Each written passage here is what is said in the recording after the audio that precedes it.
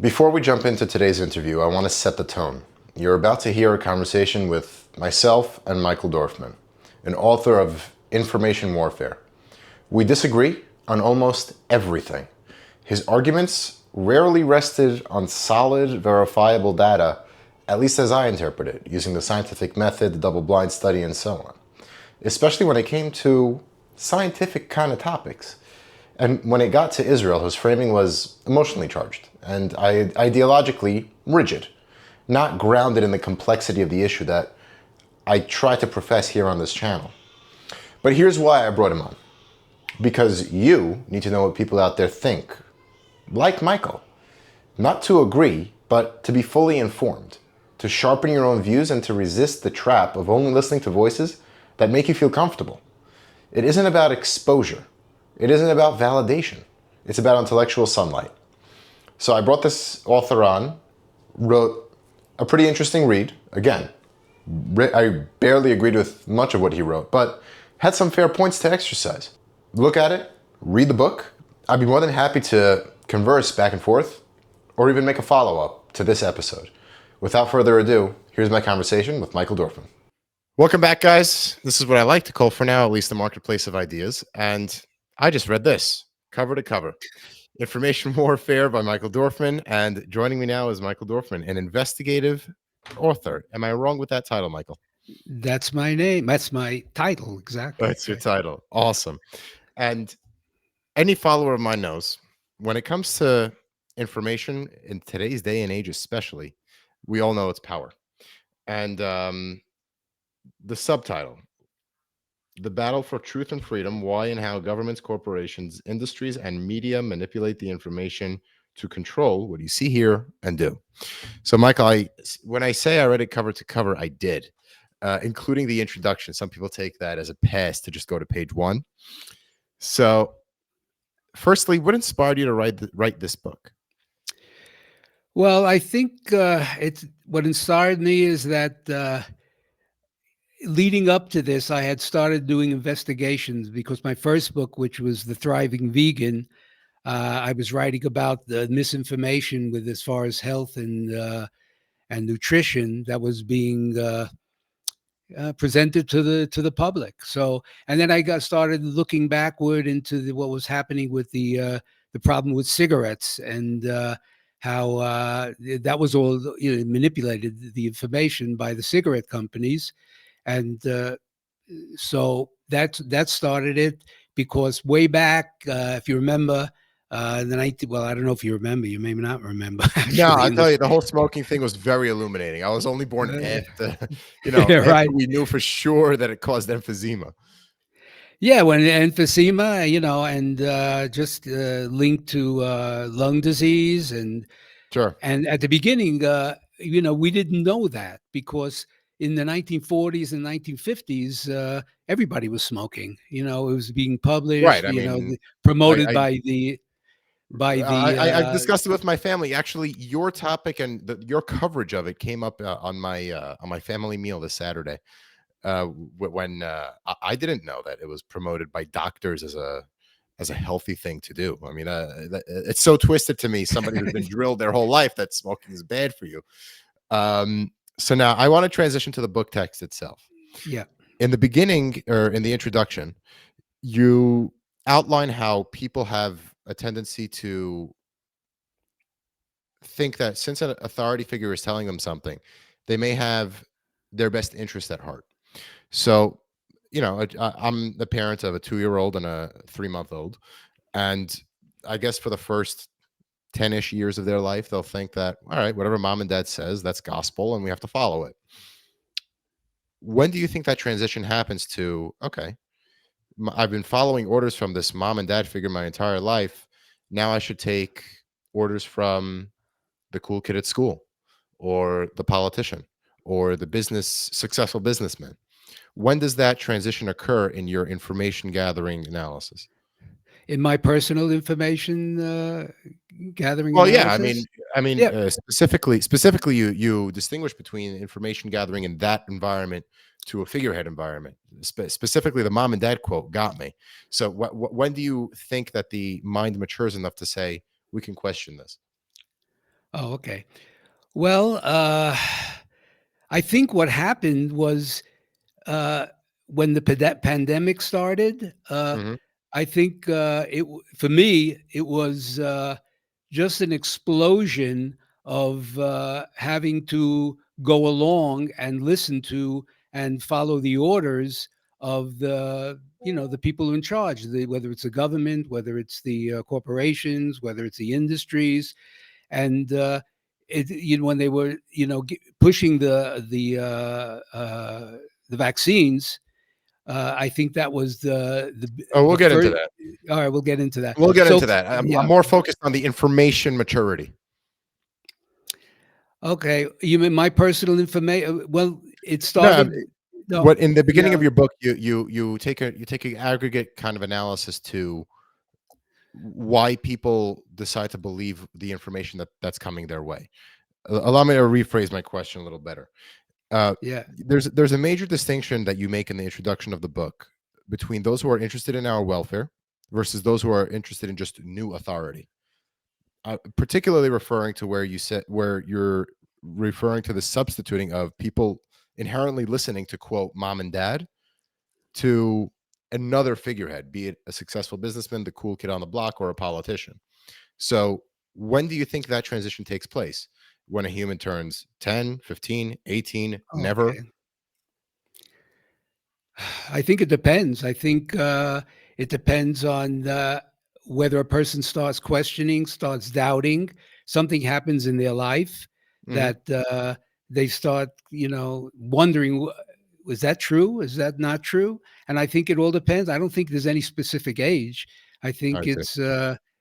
it all depends. It all depends. Uh, when something clicks for you, that something doesn't sound right, whether it's an authority figure of wherever it's coming from, that you start doubting, is that, well, that doesn't sound right, or that doesn't go along with my own So personal you would say the experience.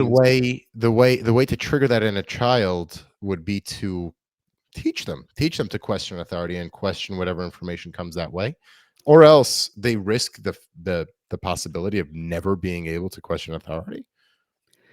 Yeah, well, I think it all depends on the age, and I don't know exactly when a child is ready to start questioning, because the Hmm. child just follows what believes in the parents Sure. are, it's the figure, the so it all depends on I my per I started doubting when I was it was all the way, I think it was the doubting when I was with the Vietnam War. Hmm. I believed in the government. I was a believer, Sure. I mean, and yeah, it approval just ratings seemed were like, high back then. yeah, exactly. And how could the government knows what it's doing?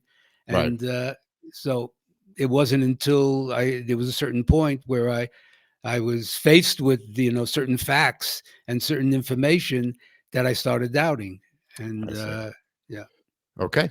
So moving on to, so now you do mention that it's almost a duty for people to stay informed on the news and what's going on in their world. So almost about 8 years ago now, I was in college, and I had a Chinese friend who said, we were talking about this very topic. We Someone said, "Why bother listen to the news? Why bother get involved in politics? Doesn't matter anyway. Just live your life, work hard, be prosperous, and whatever happens, happens." The Chinese friend of mine said, "You do understand that's your privilege talking, right? You live in a free and democratic society, and you can remain ignorant of the news." She couldn't. Her safety depended on her knowledge of current events and the world dynamic. Do you concur with her assessment that to be ignorant of the news just speaks to a level of privilege? well, it's really interesting because I find here that I have one of my sons lives in California, and the other one lives here close here in Mexico. And many people I find where I live, there are a lot of Americans living here in San Miguel de Allende, over 10,000, Mhm. and I just see that most of them are not interested in what's going on, and only a few are questioning. And for me, it's I think it may be what you're saying. It's a privilege because the United States is isolated, in this part of the world where we've never been involved. Well, ever since the Civil War, we've never had anything on, within this country as far as war is concerned. And we're always looking overseas. We're overlooking what's happening in other countries. Hmm. So yeah, there's this. Maybe it's just a false feeling of security that here we are in this dream world, and we're being watching TV, and we're getting this information that everything is just going along fine here, and you don't have to worry what's going on. You're Right. being taken care of, so So I guess your answer is yes. It yes. does speak to a level of privilege. Now, there's a certain way that you can gather information, and again, I'm going according to the introduction chronologically with your book. Yeah. Uh, you can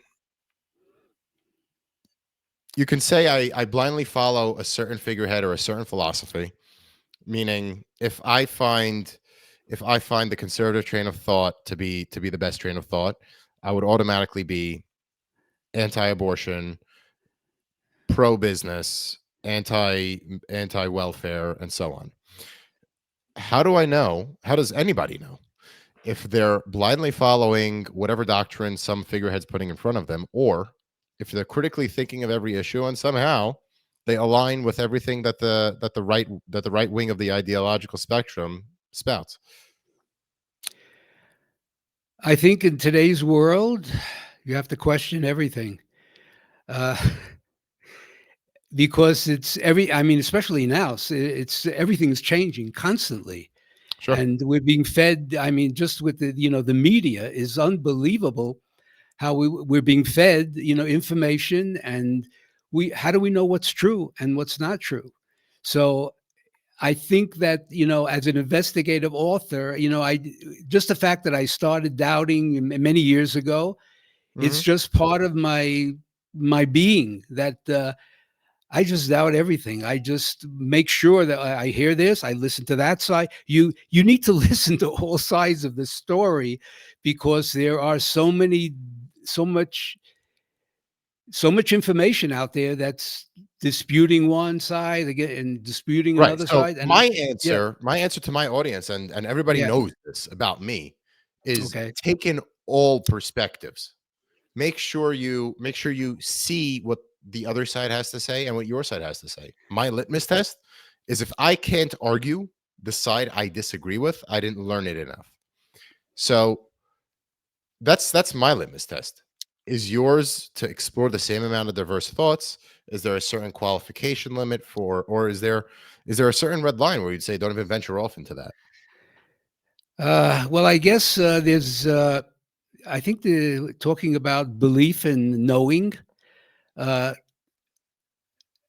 I think again, we believe. Most of us believe almost all the time. We have beliefs. We believe this. We believe that side of the Sure. story, Yep. and then gets to a point. I mean, for me, when well, I know that this is true. It's like riding a bicycle. You just to the point where I can do it. I can do it, but you really don't know. But once you know you how to ride a bicycle, then you know it, Right. and I think that you want to get to this point, but if you're living in belief, uh, then you could believe anything. You could belief is always changing. One thing's true one time, one moment, then oh, this is contrary to my belief. So maybe you go to the believe in what the alternative news is. But I think you got to get to the point, and this is what I've found for me: get to the point where I I listen to something and say, yeah, that sounds right.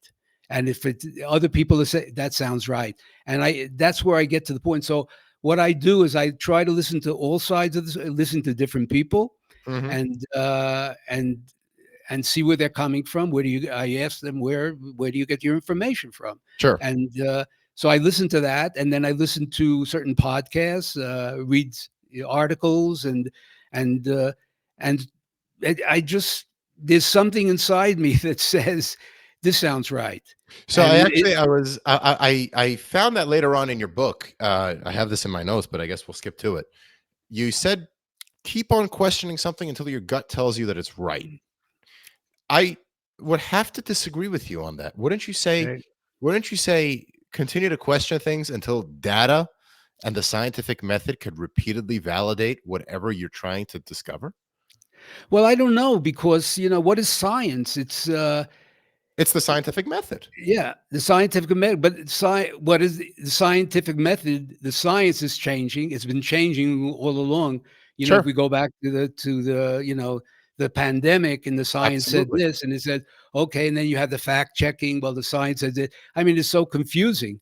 So I think it's a combination. Maybe it's the, but I think there's a gut feeling, and maybe you don't agree with the gut feeling, but I think it's a combination of the science because it's interesting because somebody was telling me a story. This guy from India, Mhm. who was telling me the story that there was when he was in school, the textbook was saying that was reading that the atom could not be split, and Okay. that's what the textbook said. All right. So he was in school, and the next year the textbook the atom was split, and they Right. didn't change the textbook. Okay. You know, so I think it's what is reality? Everything's changing constantly. I mean, you can go back to when the people believed that the world, the sun went around the earth, or that the world was flat, and Sure. So, yeah, but I mean, yeah, science is an evolving field. No, but an it's still evolving field. even the theory. It's still a theory of the law of preservation of mass. Well, actually, the law is not. I'm sorry. The theory of tectonic plates is still considered a theory, but we know Mhm. that it's basically a proven fact, but it's an evolving thing. That is what science is. It's just the pursuit of truth. You never have a hard and fast rule when it comes to science, but science is the evolution of knowledge, and that's the best we have to work off of, especially given the scientific method since the Enlightenment, isn't it? Yeah, I Okay. agree. Okay, great. So but I would say your gut is a good indicator to start doubting, but to conclude the doubting and to conclude whatever truth is, I would say I personally I Okay. advocate for the scientific method, repeatable results, a double blind. Um, I honestly think that's the best way to go forward. Without it, you end up with a lot of subjectivity and in today's day and age, polarization and dehumanization of the other side. That's where I think it ultimately leads. Um, any comment on that?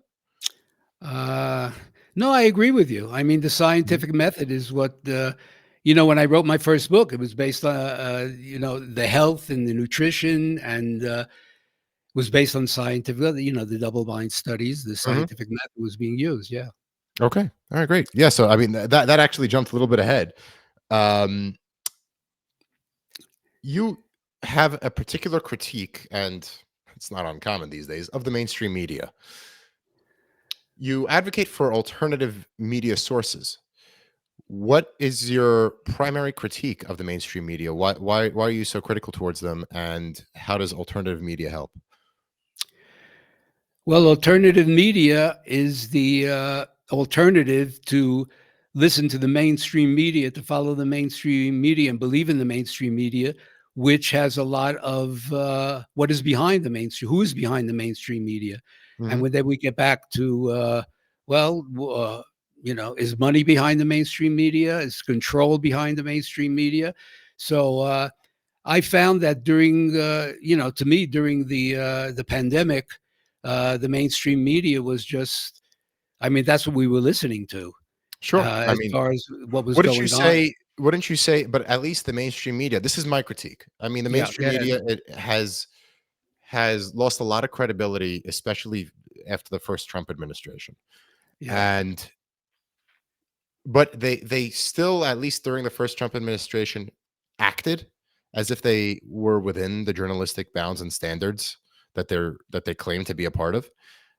Since the first Trump administration, I think they've complied with those standards largely, not enough, but largely.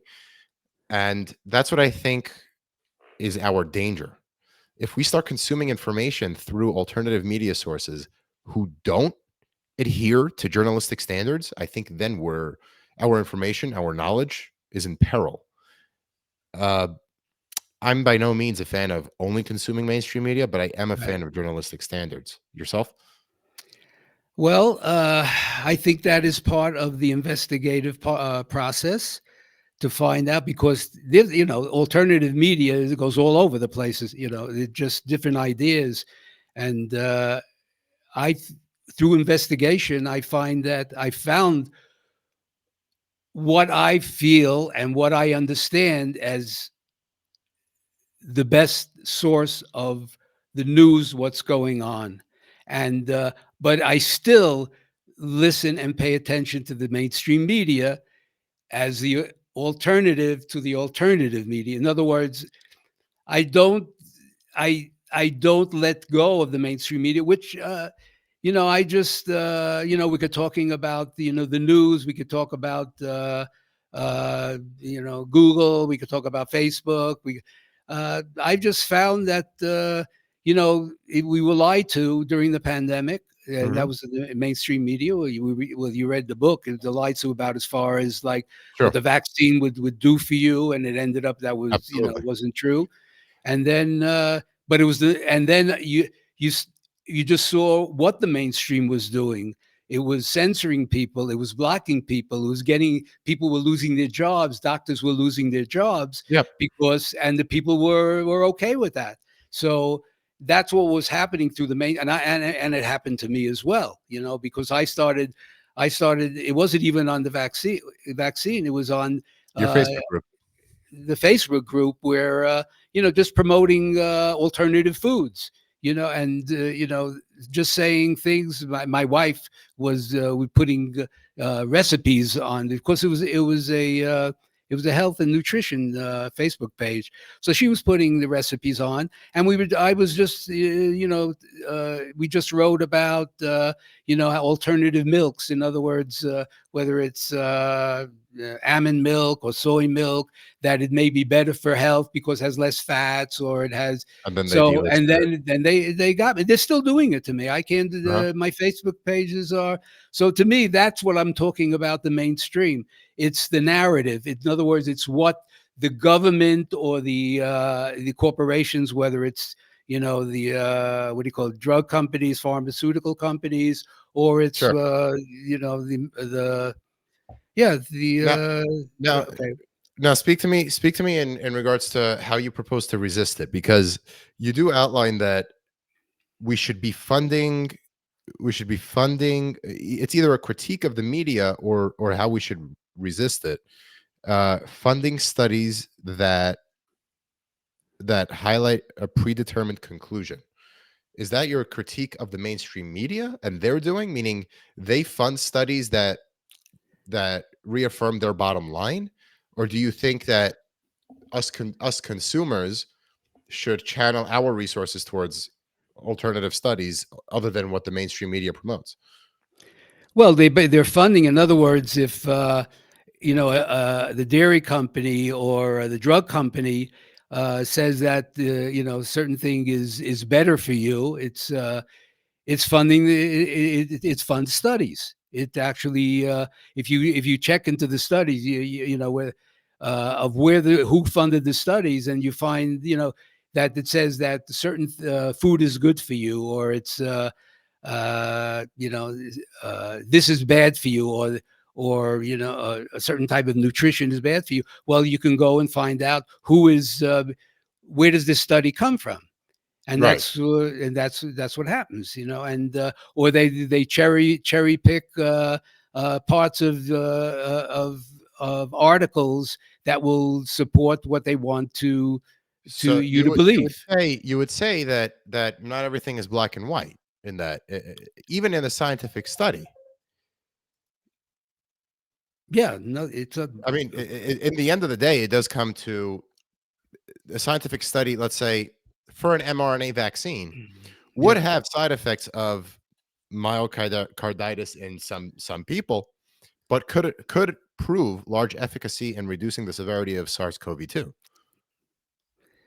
Yeah. Well, that's where you need to really do the investigation to find out, because it's still going on, Mhm. what they're finding out about the vaccines and the Sure. the side effects.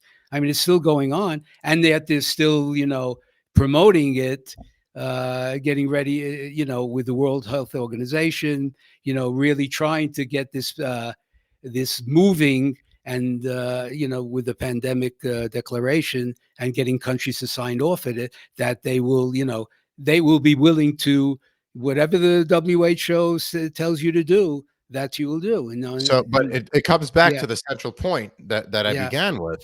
Science is an evolving field. We learn things as science develops. right. Isn't it an evolution? The You talk about the vaccine, The or vaccine, sure. yeah. Well, it all depends what's behind it. If who is promoting the vaccine? Is the vaccine being promoted by? Is it big pharma that's really wants to become richer and richer, and the CEOs of the pharmaceutical companies, to the investors? I mean, is that what's behind the vaccines? The I If think that's it's what's definitely a part of it. It's a part of it yes, for it's sure. definitely a part of it. So you really have to know, is that, with the boosters, now Mhm. that so many people are getting sick, and they don't even know, you know, they still keep getting boosters, or the I flu, wouldn't think so. I vaccines. wouldn't think so many people are getting sick. I don't think I haven't seen anything demonstrable about that. As far as what? People are getting Uh, sick because of the boosters. oh, okay.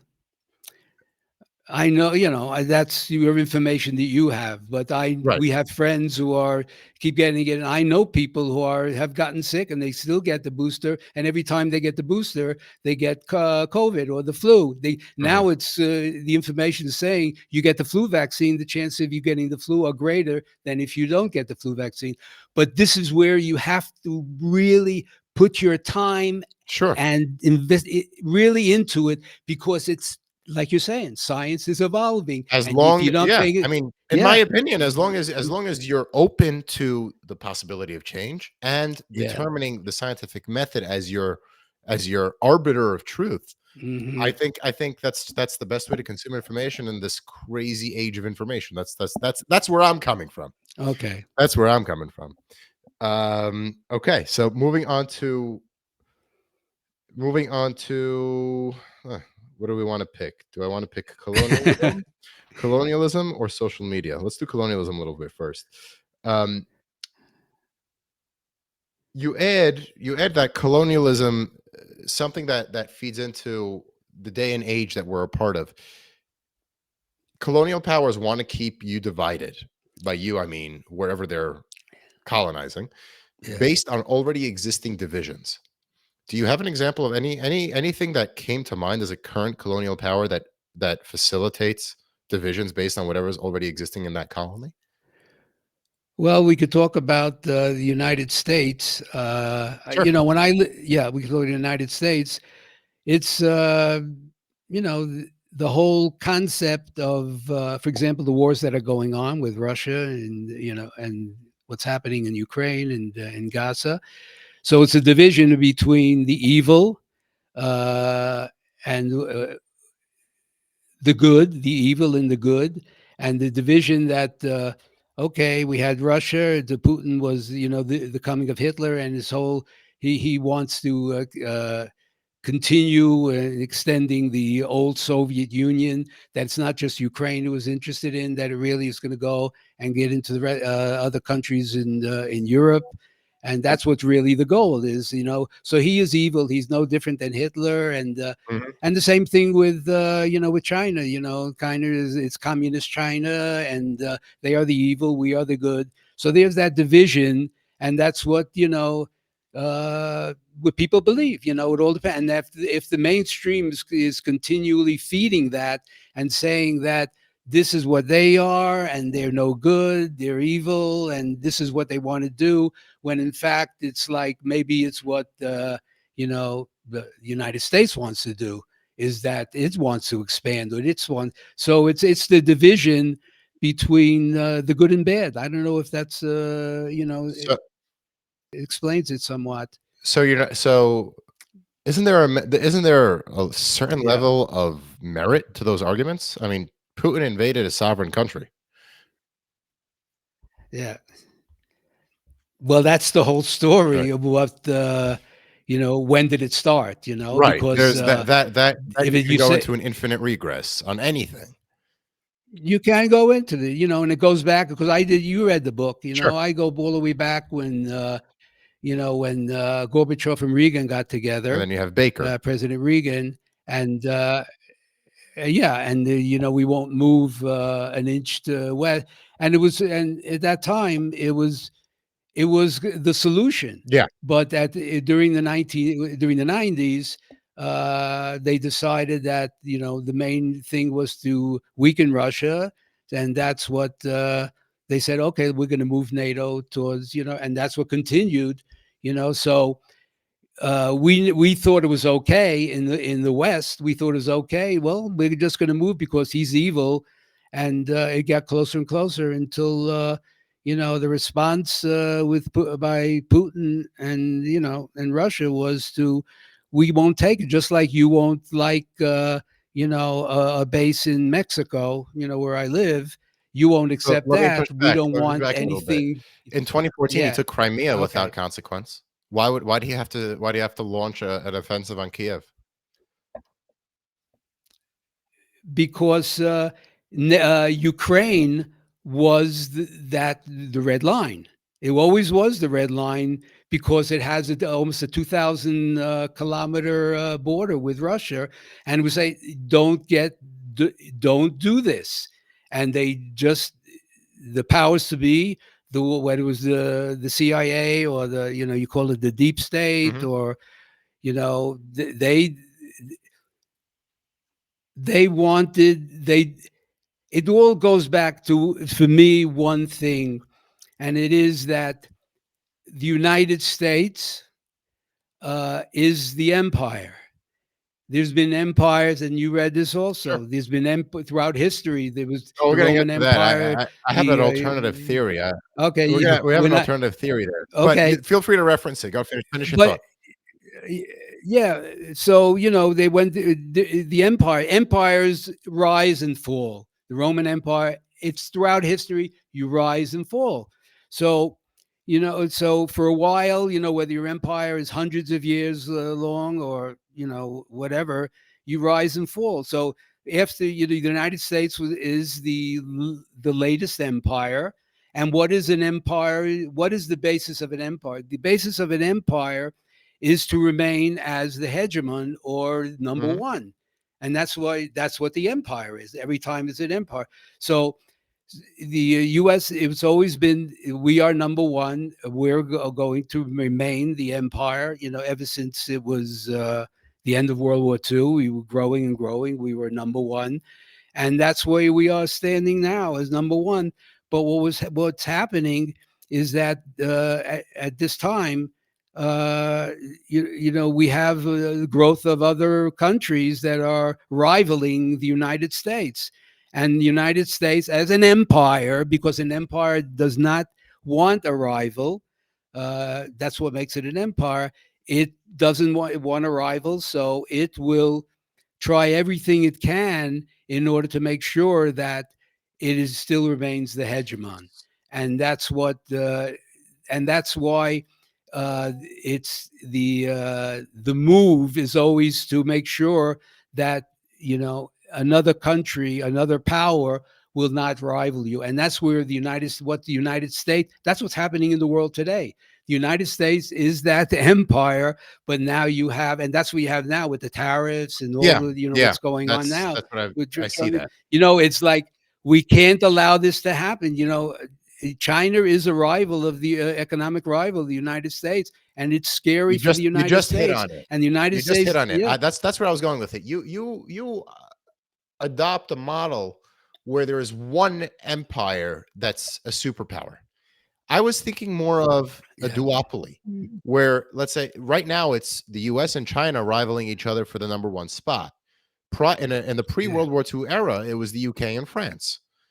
And so, right. I mean, why not adopt a structure like that? Why do you adopt a structure where there's one superpower, and that's the title of the generation, as opposed to two rivaling powers? Yeah, well, that's the way you know what you're saying. That's the way it should be. But isn't it? It should be because no, because I don't know. Do you know about the multipolar world? I mention in the book. I talk about the multipolar world and Oh, BRICS. bricks, You know, yes. Bricks, yes. okay, this is what I think is going on, and this is what I think is the power struggle that's going Okay. on. So And you would agree with the okay, so duopoly structure instead of one super. well, duopoly or triopoly or quad, Yeah. whatever it is, I believe that that the best world seen would be where countries get along with each Well, for other. sure. We got to change this because we are in such a threat of a thermonuclear war, and with 9 countries with with atomic weapons, thermonuclear weapons, it is a scary situation. And I mentioned it in the book that during the Cold War, I was in school when I was in grade school, and we duck and cover. There was such a fear of an atomic blast because we were Yeah. there when the bomb was dropped on Japan, and then Russia in 1960 dropped this bomb over the Yes. Arctic, which was like 100 times more powerful than the atomic. It was like, but we were aware of it. There was a fear, a real fear, and now there isn't that fear. People talk about strategic nuclear weapons. We could drop a little bomb So, there, and when you it's were like, talking about how that in can the you do book, this? did you ever read Nuclear War by Yeah, Annie Jacobson? Top no, recommendation. It's a current analysis of where the nuclear warheads of each nuclear powered country stand, and it includes at the end a very real database uh, possibility of what can happen just based off how high alert each and every one of those nuclear warheads are. Insane book. And that I think goes back to an earlier point we covered, how ignorance could be an example of our privilege. If anybody picks up that book and is not frightened at the end of it, it's alarming. It's alarming, and I highly recommend it, especially after reading your analysis on a thermonuclear threat in our world. right. So let me take this opportunity to move on. I want to get to bricks later on because so Yeah, for now I'm okay. just going to hit on your point on the Surgeon General's report when it comes to smoking. You criticized that it took until the 1960s for the Surgeon General to release a report showing the negative effects of cigarette smoking. But the alternative to that isn't that democracy prevailing? Because in the end, he released that report. And ever since, big tobacco has been really under a lot of scrutiny since. Smoking has plummeted. And democracy, while it's imperfect, ended up working, didn't it? Yeah, I agree with you. It just took a long time for that to happen, but it finally Mm-hmm. happened.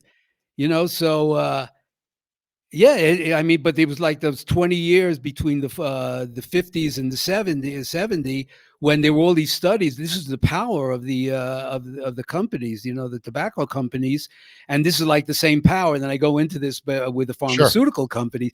They have such power to control, and they knew about this, but they weren't. The power was they weren't allowing this information to get out to the public because of that power. I don't know if they pay off the Right. people, they pay off the doctors. I mean, the doctors were saying such ridiculous things that it's healthy to smoke, or it's good for your Right. So, teeth, or I you attended a know town hall by RFK Jr. when he was running for president, the Democratic nomination. And his okay. ultimate contention was that the CDC is bought out. The CDC cannot be relied on for objective information. Do you share that thought? Yeah, but that's what I think he wants to change. That he wants to But uh you agree with his analysis there. reorganize. Yeah, I think that, yeah, that CDC was behind a lot of the lies and the misinformation that the public was receiving about the pandemic and the Okay, vaccines. Yeah. based on what do you think the CDC was bought out? Well, saying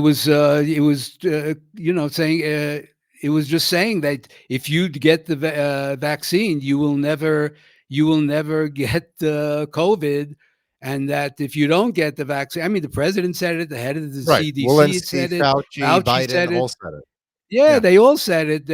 And then it was it was proven that it was not true, because it ended up that the people who get the vaccines were also So getting COVID, just like the people who weren't so getting the why vaccine. But categorize that was, that yeah. as the CDC has been bought out instead of science is evolving and the studies were ongoing? Well, it all depends. If you think it's that neutral and that, uh, uh, you know, innocent, then I guess, believe it. But I just, the fact that people who work for the government end up working for the pharmaceutical companies and getting paid for that. There's a lot of Oh, for corruption sure. On going that, on. I I don't know. agree. Yeah. Nobody willingly decides to work a low-paying government job, then goes into the private sector and not willing to exploit whatever connections they made. Or vice Yeah. versa, yeah. I don't know if you know that, with Kennedy, that he was during Trump's first term, and Kennedy had said this, Kennedy Jr., he said that Trump was interested in putting him in charge of the vaccine division of the Mhm. government at that time, Interesting. and that Kennedy said he would accept it. Interesting. Was during No, I the didn't know first that. term, and then and then I think, and we don't know why Trump changed it, but it ended up that somebody from the CDC or somebody from Pfizer become involved Mhm. in that. So you don't know where, yeah. And Kennedy had said that, and then this time around it changed, Okay. So All right. On another point, when it comes to the pandemic, I mean, I was a proponent of Dr. Jay Bhattacharya, who's now the head of NIH, released the Great yeah, Barrington right, Declaration. Isolate the vulnerable right. and just allow herd immunity to take its course. I don't think there's anything wrong with espousing something like that, but No, when I would say when there's scientific evidence for now, say what you I mean, Biden, Fauci, Walensky all said inaccurate statements at some point. Be it right. you won't get sick or you can take off your mask at this point, and then they reversed course on both of those. The vaccine is largely effective against severe cases. If you're forced to pick between Jay Bhattacharya's approach or the vaccine approach, I'm fine with each. But as long as there's thinking behind it, critical thinking and analysis and questioning behind that, it's just saying the CDC was sold out because Walensky went back on her word. Is that the critical thinking and questioning method that you would advocate? No, I just want people to be told the truth, and you know, it, it was interesting. Well, we had a couple of friends. This was at the beginning when the vaccines were coming out, and everybody was getting Sure. vaccinated. I don't get vaccinated because I've only had two vaccinations in my whole life, and that was the polio and the smallpox. That was it, and I just believe, because I'm a health nut and I'm Plants pro only. plant Yep. based, and that's why I'm in my 80s now and I'm Mhm. thriving. So here we were with my wife and I, and we were sitting together and with our friends of ours, and they were talking about they were going to travel up to get the second vaccine. And I knew at that time that the CDC, there was so many uh, uh, uh, side effects. There was so many what was it called? The adverse reactions to the vaccine were coming out in droves, and What it's like side effects are we talking about?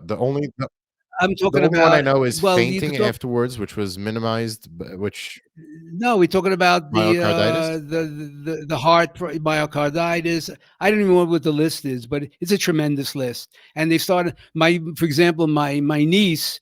She got the first. She didn't want to get the vaccine, so she got because we couldn't travel. That's another thing. In other words, you don't get the vaccine, can't travel. You can't do this. You can't do that. So there is the mandate, which I'm definitely not against, and I hope it doesn't happen again.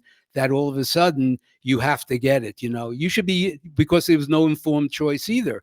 You get the vaccine. You're not told what's in the vaccine, or you're not even you just either get it or you're not going to be able to do this. You're not going to be. My brother lives in New York, and he got a vaccine just because he wanted to go to the movies or see a show. So this was happening all over the country and then all over the world. You just couldn't do what you wanted to do because of the control. You have to get the vaccine because they believe that it was an emergency and that it was, it was a pandemic, So anyway, so with my friends, it was, and we told them, we were sitting there in their living room, and I said, "You don't know about what the CDC is? There is the adverse reactions. I forgot what it's called. What is it called? VAERS, the vaccine adverse event reactions symptoms, and it's on the CDC. But it's almost impossible to get into. You have to be a genius almost to find how to get into that, because it's very complicated. But when you get into it, they have the people who have been sent in their, their adverse reactions, and that's where it all really started. But they didn't know about it. People didn't know that there was this adverse reactions list. And we spoke to my friends, and then we got into the argument, and that was happening between people who were getting into arguments because, no, what are you talking about? The government's telling, they're right. They can't, they wouldn't do something like the CDC is going to tell you the Mhm. truth. They're good people and everything. So that's where it started. And that's where it's like, well, why are they mandating? But people didn't question that. And people made But you enemies. I don't mean, see you merit to couldn't, the argument that. that you have a lessened infection rate, or the severity of which can then also lessen the contagiousness of the virus to others. The vaccine could be seen as a safety precaution to others, because demonstrably, until today, the severity of the illness is significantly mitigated when you're vaccinated. But when it comes to controlling it for others and others' safety, is there no merit to that argument? No, I think that the information is on both sides equal. I'm just, yeah, I think that the mRNA vaccines are, something that people should really, really be concerned about, because it's, gene therapy, and the vaccine is the vac. If if you take a vaccine, I got the measles, and people with my age, we got the measles, and we were given, we were protected against Sure. the measles. So when the reason you get a vaccine is so you do not get. That's the reason that's what a vaccine is. You shouldn't get the disease, and that's why it was in the very beginning. And they said it clearly. It says you get it, and even the Right. president said But it. but Biden that's said what that the you science get indicated the at the time, vaccine. Michael, right? Yeah. I know, okay, but it wasn't true. That the science didn't indicate that at the time? Right. No, because it wasn't really tested enough. How long was it? A vaccine's supposed to be tested for years, but they did it under the Correct. Emergency Act to say, because they wanted to push it through. And that's where you have to start doubting. Why did they want to push it through? When I mentioned in the book, when I was on this, this was right before the vaccines came out. This was in November. And I was listening to Dr. Michael Greger. He's one of my favorite plant-based doctors, and he was doing Facebook and YouTube questions and answers. And I was on there, and started talking about the vaccines coming out in January, and it was November. And I said I was there, and I said, well, I put up my question: how do we know the vaccines are safe? And immediately Facebook put up a pop up. Oh, I'm You are the expecting a only flag on one. this. Yeah. How do we know it's safe? Why? So it's like, for me, it's like, what are you talking about? I was like, what's this all about? That I can't even question this. And this, what to me was, okay, this is the beginning. Whether you're right, whether I'm completely right or not, to say that's where the doubt has to start. That's where the questioning has to start. But it didn't start because the mainstream was so overwhelming that all these brilliant doctors, whether it was the guy who invented what is it, the test for the test for positive tests for Mhm. COVID. He was saying that you can't even use it. It's not, this test is not to be used for testing for a Okay. virus, and that so this is what it was happening. But that's when we should have questioned. Like, and for me, it was like I was waiting. I said, where are the good doctors? Why, if they're pushing us into lockdown, and other countries it was even worse, the lockdown. I had a friend in France; they couldn't even leave their house.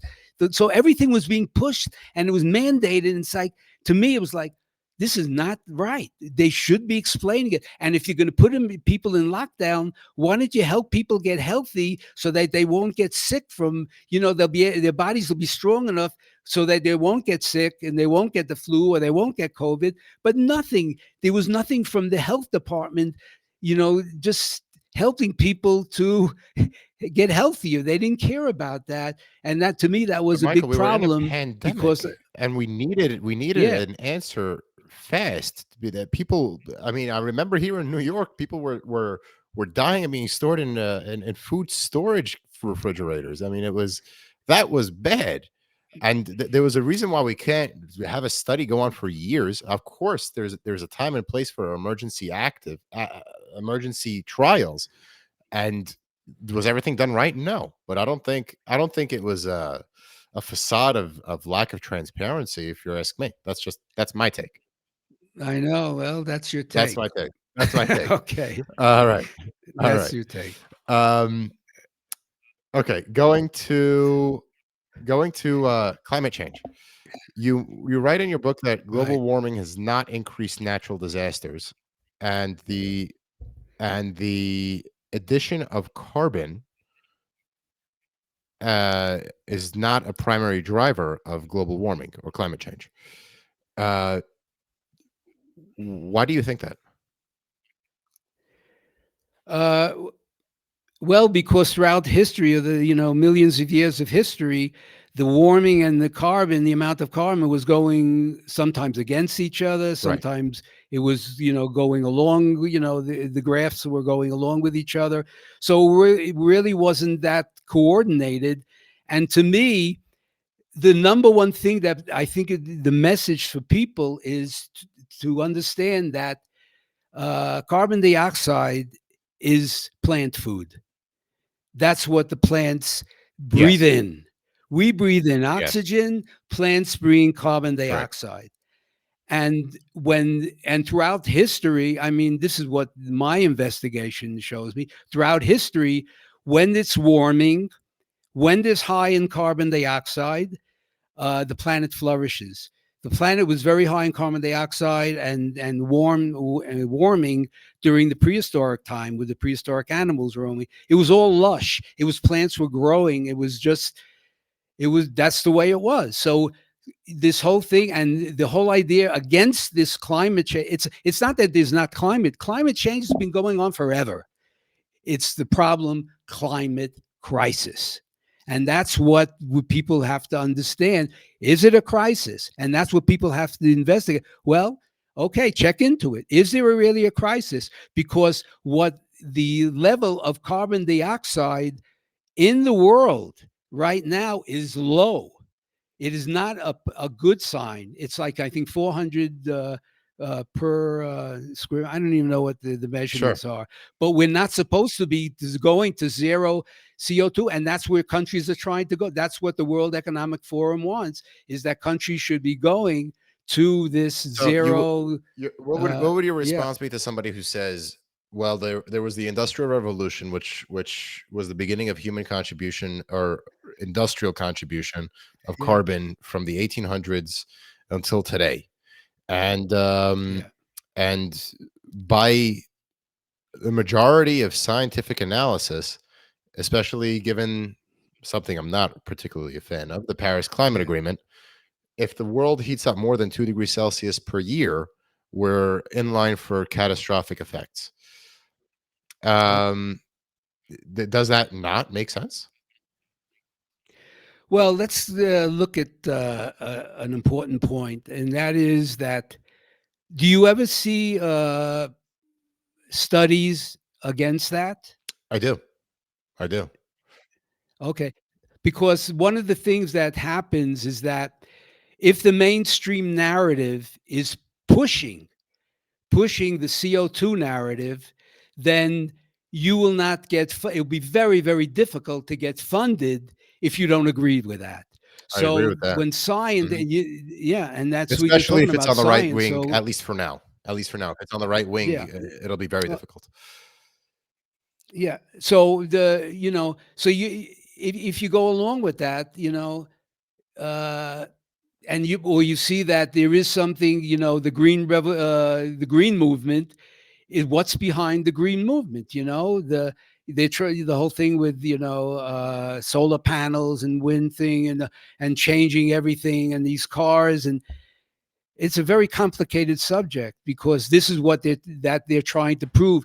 Get away from the fossil fuels. You got to get away from that, and you got to push the other thing, which is the green movement. And yet, uh, most of the world can't do that, because they can't Yeah. afford that. So they try, and that's what it's really interesting in Mexico. Claudia Scheinber, she's the new Yes. Yeah. president. She's a PhD in climate thing, and but she's not stopping the use of the oil and the fossil fuels, because Mexico can't do that. And now there's studies showing that the world isn't ready to subsist on solar panels and wind power, because people will just have to give up everything they've been enjoying. That won't even maybe click in for another 30-40 years, where they'll be able to actually provide the power that you need to live a life the way people want to live their lives. But most of the world can't give. They can't. Africa can't give up the fossil fuels. It's impossible. And so, and we don't need to do that, really. It's Okay. So, but this is a whole yeah. new study. On that Yeah. point, I think I've Yeah. exhausted. I've exhausted what I want to get out of that. When it Okay. when it comes to now, let's shift into the idea of wars. What is your stance on countries and their ability to defend themselves? What is considered self-defense, and is it limited in any way? uh, It's because the reason why I asked that yeah. is I mean, because people you outline in pages 134 and 35. I know that you don't really yeah. have like that kind of reference in front Okay. of you. I'll give you a little bit of context. Uh, it's when you're quoting Tolstoy, who's saying, I'll read it for you. Tolstoy concludes his speech this way: "That is all I wanted to say was I would be very sorry if I had offended anyone, or aroused bad feelings in them. But it would be a disgrace for me, an old man of 80, who is liable to die at any moment, not to speak quite openly the truth as I understand it. The truth, which I am firmly convinced alone is capable of saving men from the unhappy tribulations which war produces and from which they suffer." And then you go into how, without congressional authorization, Nixon activated the National Guard. So war is bad. But I mean, any human knows that, with who's even mildly educated. But Yeah. sometimes war is necessary. I think there's very little disagreement that in the event of self-defense, it's needed. Would you agree? Well, I'm a very optimistic person, and I'm looking at a world where where countries cooperate with each other, that countries respect each other. And war is, something that we have to stop thinking about, and we have to start thinking about peace. And the focus has to change to thinking about peace. And that's what has to happen now. And I see that, to me, the world is at a point where we have to change, because we're going to kill you. We're going to destroy the earth. Everything's going to be destroyed unless there is a big uh, change. So we have to change the direction we're going, and I think that's what the world is facing right now. And to me, every day seems to be, supports the way I see things. If this world is going to end on a positive note, then we have to start thinking about bringing countries together, respecting the sovereignty of countries, and war is exactly the Yeah, opposite but of that. And I go think ahead. you have to defend yourself if you have somebody who's if you have people countries that are antagonizing you. So you have to make sure that you can defend yourself. But I think we have to get out of that, and that is the shift that has to happen to a way of thinking in this world. And I think that we are at a point. It's really interesting because I don't know. I mentioned in my book with Mhm. Eisenhower said, Sure. that there will be peace when people of the world want peace and really want peace, then the governments will have to step aside and let them have it. And I think that that's you know the countries that or want war, or there aren't that many of them. The countries that want war are just they don't. That's what they want. That's what it's being used throughout history. Wars. It's always wars. It's Sure. always wars, and you get used to it. It's like that's what we do. We're human beings. We're terrible people. We hate. So we do. Countries make war Right. I on mean, other I would countries. think naturally there are aggressors in this world, and Yeah, if yeah, an aggressor acts on you aggressively, example, if 9/11 happens, you have every right to retaliate yeah. against whoever committed 9/11. Yeah, but we got to change that. And that's what I see this whole multipolar world as the future. And I think, and I'm getting into my personal feelings Sure. on this, I think that that the United States is probably the number one obstacle for this that's happening, and that is because the United States wants to maintain its number one status in the world as the empire. And I think that the multipolar world is ready, is really ready, because because countries don't want to be treated. The United States has what is over 25, countries it has, Military bases that in. Yeah. are have So you're not only honestly of the military belief bases. that if the Yeah, U.S. and I was going to get to this later on in my notes, that if the yeah. U.S. voluntarily withdraws as the world's superpower, and and in your opinion equalizes with the rest of the other member states, that there wouldn't be a massive power vacuum that another country, an adverse country, would want to fill up because the U.S. voluntarily withdrew.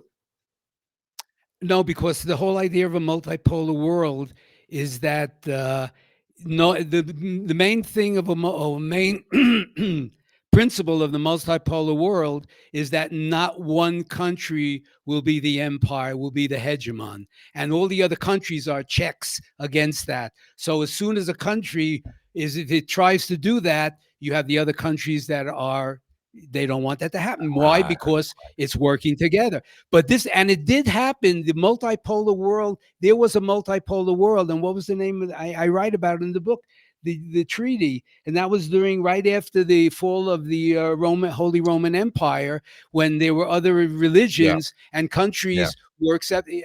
And also with the China, with the Silk Road. Yeah, the The current the Silk current Road, project that's undergoing. and they were moving throughout Sure. countries. They were trading. They were trading with each other. Michael, I People would were never on the think that Silk they're on the Road from same different playing field countries. there. Every country is trying to get something over the other. I mean, me personally, I'm not willing to risk the world order to think Yeah. that we'll all sing kumbaya together. I know everybody's out for themselves. Uh, Well, let me tell you what I think sure. should happen. Could I do that? Okay. What I think should happen, and I think that my own personal opinion is, I think that Trump has an opportunity to he has to Trump, what does he want to do? He's been talking. I don't know how you believe, you follow Trump, but I think that Trump, I'm looking at it from an outsider. Trump has an opportunity to make some changes, and he talks about make America Yeah. great again. But you're not going to make America great again if you continually involved in these wars overseas. And it seems he can't get out of those wars. It's just he's I that's mean, I what's would give it to him. happening. He's trying to But get I out. think, He's trying to get out. yeah, so I think that what he need to me, and this is maybe something you will not agree to, and maybe listeners won't agree to. I think that uh, uh, I think that Putin and Xi want to deal with Trump. They want. I don't believe that. I really think that they want to deal. They don't want to see the enemy. They don't want to have war with the United States. They want to work with the United States because every country has, especially the three big ones, those three have something that they can contribute, they can help, in other words. But you have to have a whole change of your mindset where you have to say, I'm going to work with you. And that's what the change. And I think that the only way that's going to happen is when they meet in person. That, they've been talking on the phone, or Trump's been sending his group in there, and they all have different Right. ideas. And so it hasn't happened yet. But I hope it happens. I hope that Trump decides that he's not going to support, the war in Gaza anymore, because the whole world is against it. And I think he wants to do a deal with the thing in Ukraine. Whoever started or when it started, I think it's time to change. It's time for a major shift in the way of thinking. And I think once that happens and they start talking to each other in person and sharing ideas, and I think that they could start working together on a different level, that you don't have to destroy each other. You could work with each other and help each other, and it's going to be great for the world. The United States working with China is going to be great for China. It's going to be great for the United States. But that has to happen, and that's what I'm hoping for, and that's what I write about, and that's what I believe. Okay. You're right that Putin, as a sort of compliment towards Putin, was elected by 87% of his population. Are you implying that he has free and fair elections in Russia? Well, he has the elections where they have a communist party in Russia. There's several parties in Russia, but people elect, and they elect him. The people love Putin, and that's why he's able to do what he Okay. does. And the way there are groups that are against him. There are actually, let me tell you this: Putin is a cool guy in the senses he's really held back against the Ukraine, because there are groups within the parties in Russia. There are people who want Russia to really take out Ukraine. They've been wanting to take out Ukraine for a long time. He said, "Why are you fooling around?" And Putin's been going very slowly because he wants to protect the soldiers. He doesn't want to lose, too many lives. He lost the other a thing million of his young men, either fleeing his country or at battle. He's sending North Korean soldiers on the Yeah, front well, line. that's the information you Right. have, but the information I have is that Ukraine has lost over 1 million and Russia's like 150 to 200,000. So that's why it's important. You got to really do Sure. you really have to do all the investigation. But what I'm trying to say is that he's going very slow and he's waiting. They won the war already. I mean, if you don't No, agree I to mean, that, I think it's I mean, really going to be a standstill. I don't think there'll be any land swaps. Maybe some, but I don't think the map's changing much well, from where it is. it has. That's one of the things. Trump is going to have to give in to what Putin wants, because he's not going Well, to give it up. initially Putin And wanted he's all going of to it, didn't he? continue. His first move was to go No, to he set didn't up want it all. He government in just Kiev. wanted those 4 areas, and he wanted Ukraine not to join NATO, and he definitely doesn't want the NATO countries coming into preserving peace in Sure. Ukraine, because he knows that it's going to be dangerous. So he's made it clear for at least a year and a half of what he wants, and he won't accept anything less than that. And that's what Trump has to come to terms with. And if he doesn't, then Putin's going to still continue. But Putin's not going to attack. He's not interested in Europe. First of all, he's having such a hard time with Ukraine. And what are you going to do with the country? You're going to start occupying Poland. You're going to get it. It's like, who wants it? They only have 130 million people living in Russia. And it's like you starting occupying a country that hates you. It's like it's a big headache. Yeah. So he just wants this. So anyway, but I think that's one of the things that Trump has to agree to, and that's going to be hard to do, because there are people, the neocons, who they don't want that to happen. Okay. They just want the war to continue. But you do And then the believe same thing with in Europe. Russia there are free and fair elections? Yeah, I believe it's free and fair What would you have elections. As free and fair elections as there are in the What U.S. would you have to comment on Alexei Navalny's death? Yeah, well, that was a big thing, but it supposedly that's what the West is saying, that that he was tortured and that thing happened. But he was never a big opposition. They made him a big option. They made him a very big hero in the West, but he wasn't really a big hero then. And he was from what I understand, he was sent to Yale. I think he had education at Yale Hmm. University, and he came back into Russia. So there's always the question of how much, was he in Russia to cause problems in Russia? I don't know too much about it, but there's different information on both Sure. sides. But he never was. He always got very. He didn't get a big following when he was in Russia, but they made a big thing. It was in the Right. West And then because there he was was that there became a was that little hero. Yeah. spat of time where I believe there was a rebellion within the Russian army. Uh, so I mean, to have that rebellion, I don't know if I wouldn't think that it's consistent with what you wrote. That 87% of the population may be in support of Putin. Well, I think they do. I go. Yeah, when I do my research, I follow some of the podcasts. I follow Pepe Escobar. I follow what do you call the judge Napolitano, and these are people. What's his name? Jeffrey Sachs, he's a Columbia University professor. They're visiting Russia all the time. He speaks at the University of Moscow several times a year. They go and they talk about Russia and they talk about the people. The people are very happy there, and I'm talking about people who live there for 4 or 5 months of the year. They go back Hmm. every year, and that's what I like to listen to. I like to listen to Sure. Yeah. I people mean, who are actually going there yeah. and teaching I have there, friends. and people who go to I China, the have friends same who go back. thing. Their families from there, and they go back for summers at a time. Um, I'd like to yeah. visit. My father was from Russia, so maybe All I have right. this thing also. Okay. Right. Um, Wrapping up to the final topic that I wanted to discuss, Yeah. your your analysis of the Israel-Gaza war. You Yeah. provide a lot of context on the Ukraine and Russia war. Um, what I mean, what context?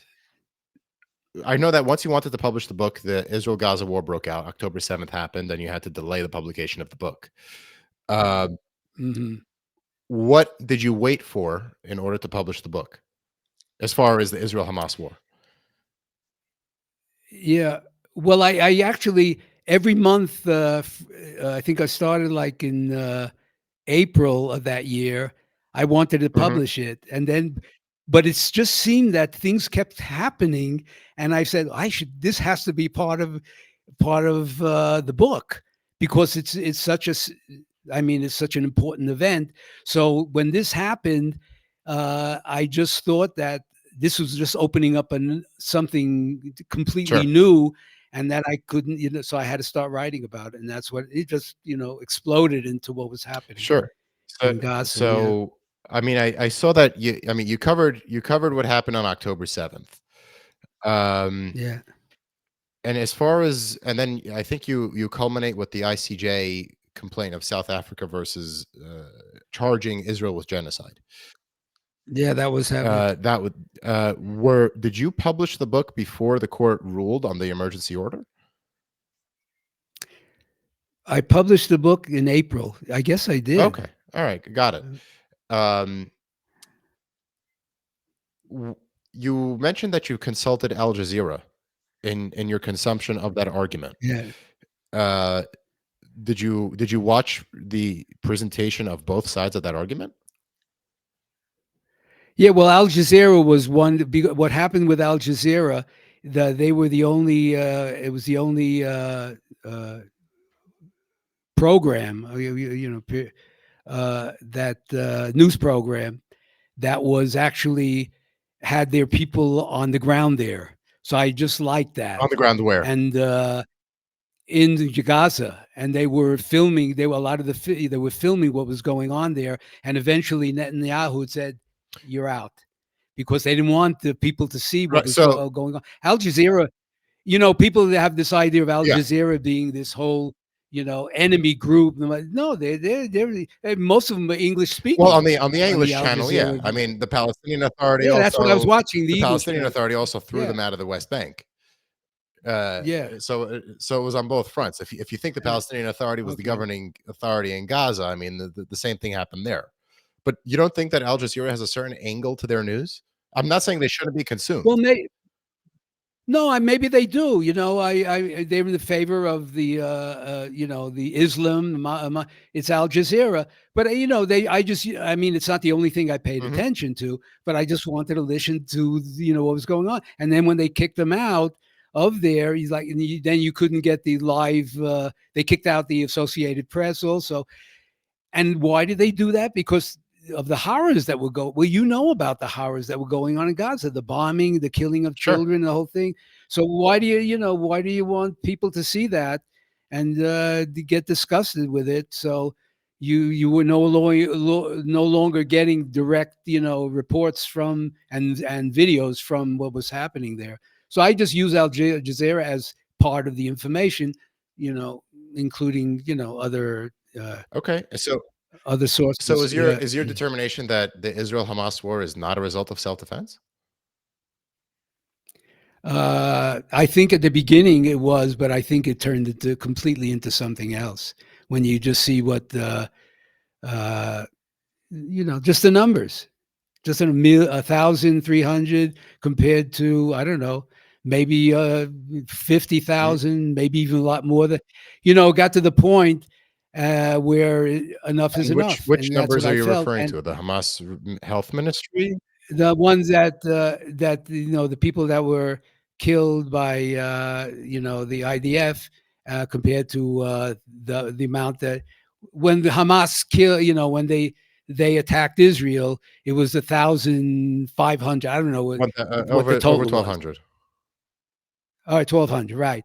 And then, okay, then it was the response by God, the Israelis with Netanyahu. Okay, response, and then it went on, and then it went But on, and then it you went can't on, look at it and at a one for one. I mean, of course, if somebody's gonna disrupt a supreme military power and within the rules of proportionality, they decide to fire back. I mean, they can't start complaining once they lose. oh, well, you're talking about something that happened in a few days compared to a year and a half of. It doesn't bother you that with the children just bombing It the does. children and destroying It people that does. can't places. And I don't think Yeah, it does. I don't think Israel is perfect, but I do think it's Hamas's fault for starting it. All right. So when do you think it should end then? I mean, When I the think hostages return that's what home. I think should happen. When the What? hostages return home. When right, but that's not going to happen because it seems that Netanyahu, is well, they had tried to have a peace treaty that what's his name started Wycliffe this that morning. Trump sent. Yeah, and that didn't happen. I Yeah, just Hamas have the rejected it. feeling, and I just see it. Yeah. Well, well, I don't know about Hamas. I've heard the other story that it's Netanyahu who broke the No, I'm treaty, talking about the and that proposal. There was a proposal this morning, and well, I didn't yeah, hear. there was a Oh, proposal this morning for a 45-day ceasefire, and I believe it was 6 hostages to be returned for prisoners. I Yeah, didn't hear that. and Oh, I and didn't hear Hamas that. rejected that this morning, but that's Okay, besides the point. I mean, is it yeah, not? but Go the ahead. thing is, yeah, yeah, but if what I'm looking at is what I mentioned before is that the wars have to stop, Mhm. and that it's got to stop, and unfortunately, the United States is supporting the wars, and that's what has to stop. The United States. I mean, the United States is without the United States, Israel, wouldn't be able to, continue the wars, Not and at its same thing current with capacity. You're wars absolutely have right. to Not at stop. its current capacity, absolutely not. Yeah, and then I think that's and now this supposedly the meeting with Witkoff is meeting with Iran, Yeah, and we can't have another war. It just got to stop somewhere. And I think that right now Trump is at a point that he's the one in sure, charge. And sure. But I mean, if anything's going to happen, otherwise, if there's a war starting with Iran, who knows where it's going to go? It's just like because but isn't Iran the it's not going to problem to stop. begin with? The one that started this No, on the Hezbollah and Hamas front? No, they're not. Iran is part. That's what the concept is. That's what that's what the information that's being the mainstream. Where I see Iran as part of they're part of the multipolar world. Iran is developing its economy, and I think Iran. We'll see this weekend. I think that Iran and the United States can reach a deal as long as the United Iran. Uh, will not develop because they're not developing their atomic weapons. They just have their nuclear development, which they want to continue. So we'll see what happens. But I don't see Iran. I see Iran is working with the multipolar world. Iran is a key country in the development of the multipolar world. That's why they're working together with Russia and China. And Russia and China don't want war, and the multipolar world doesn't want war. And that's what we got to see. That's what we can see, and I hope will be developing over the next weeks or a few months. And I think that,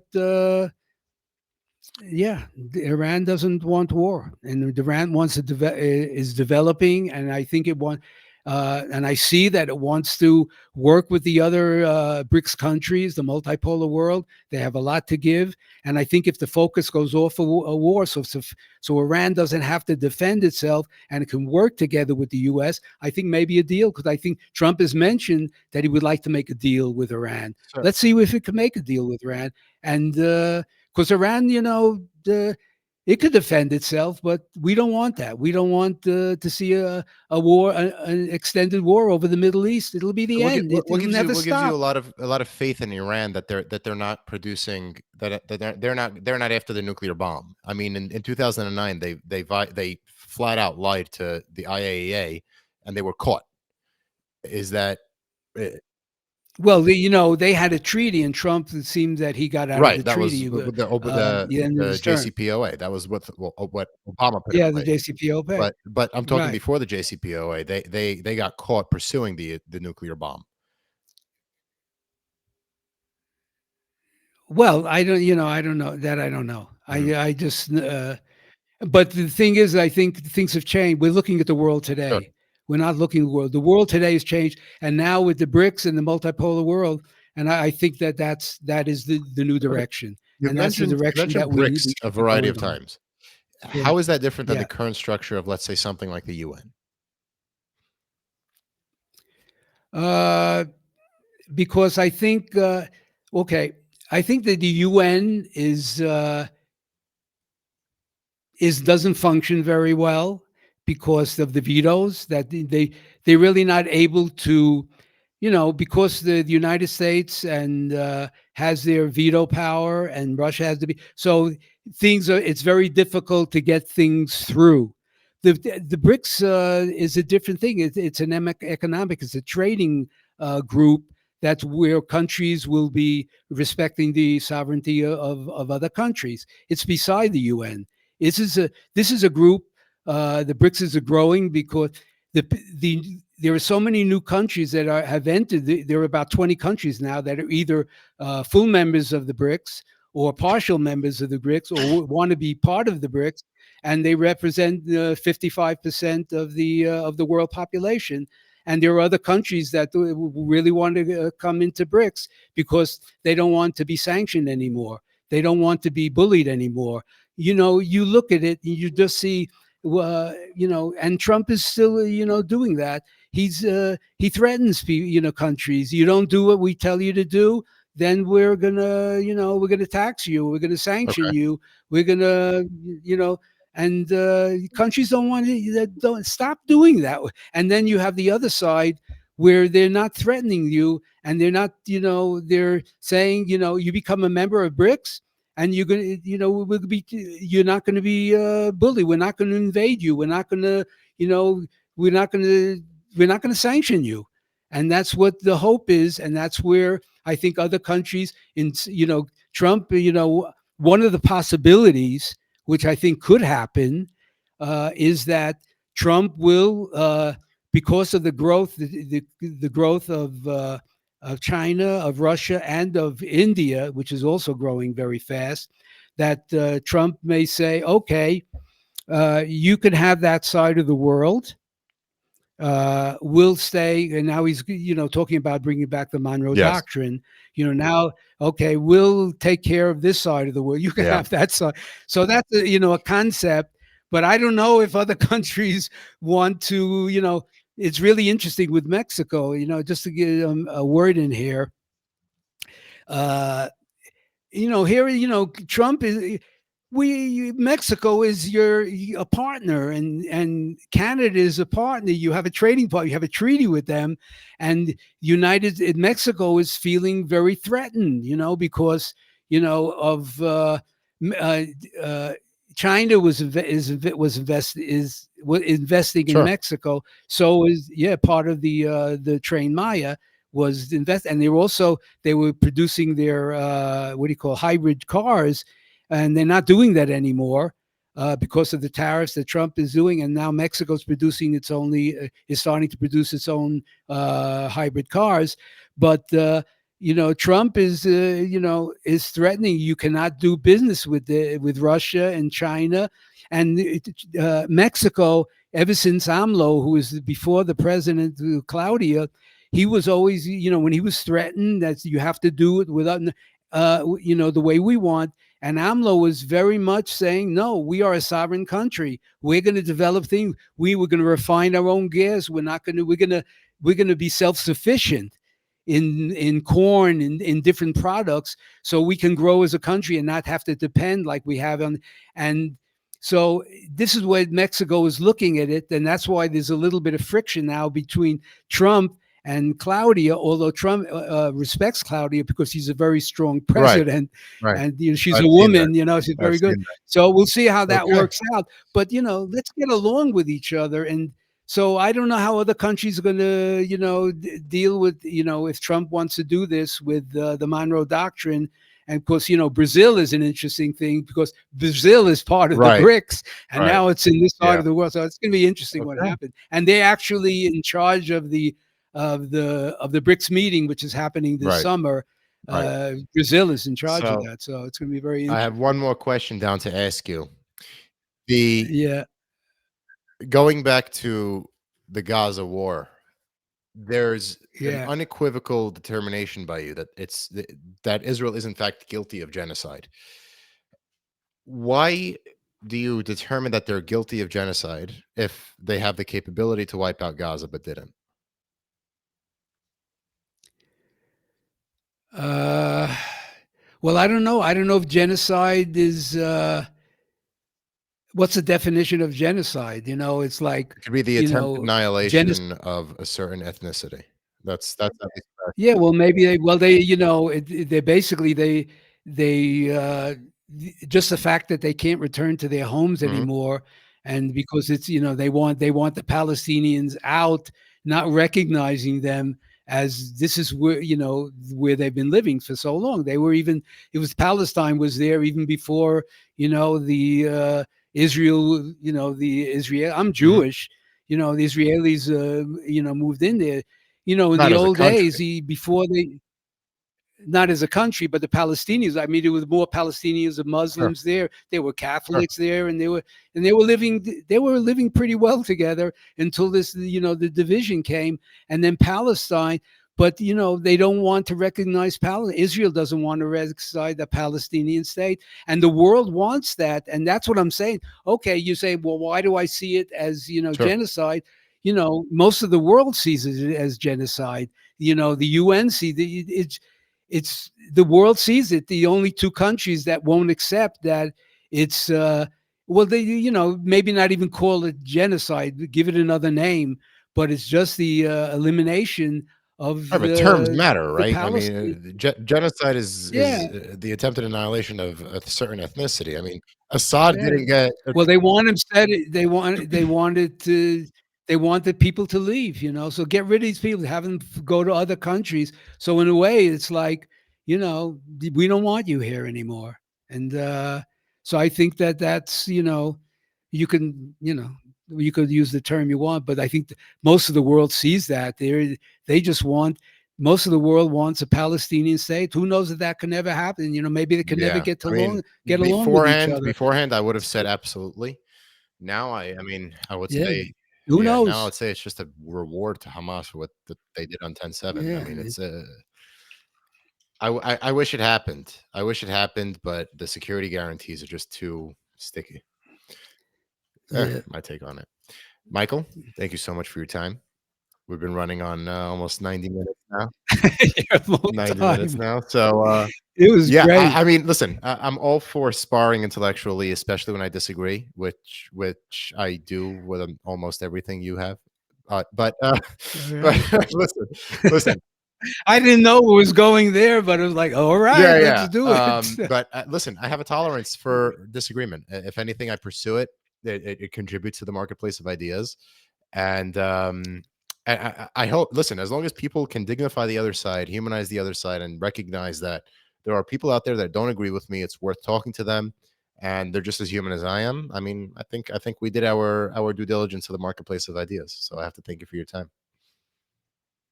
Well, thank you very much. It was challenging, but Oh, I really? loved it. Come on, I didn't even go hard on you. Oh, yeah. All right, Mike, I'm going to end the Oh, you recording. want to get harder? That's it. Okay. And that was Michael Dorfman. Like I said up front, we disagreed on almost everything. From his take on the CDC and COVID to his unwavering confidence that Russia's has the moral high ground in the current conflict with Ukraine.